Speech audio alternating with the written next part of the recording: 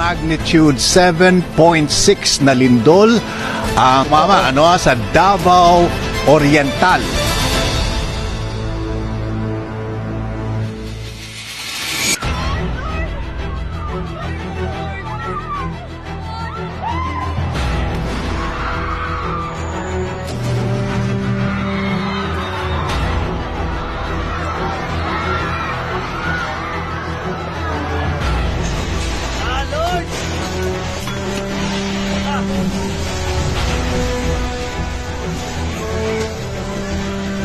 Tama na, Lord!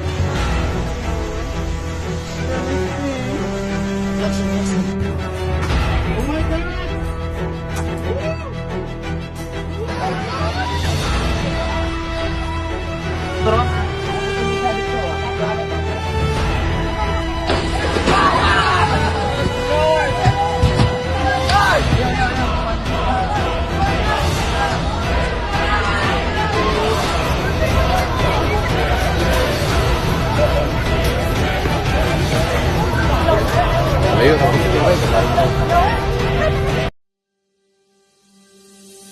Before earthquake, know the hazard. Familiarize yourself with earthquake hazards in your area.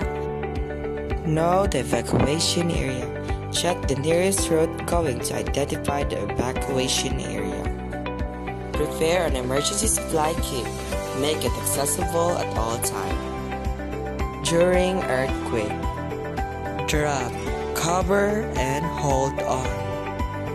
Watch out for falling object, glass, window, shelves, cabinet, other heavy object. If outside, move to an open area. Near shore, move quickly to higher grounds. Move away from steep slopes. After earthquake, evacuate as soon as the shaking stops. Take the fastest and safe way out. Expect aftershocks. Be updated. Monitor the situation from the radio. Put out small fires using an extinguisher. Check yourself and others for injuries.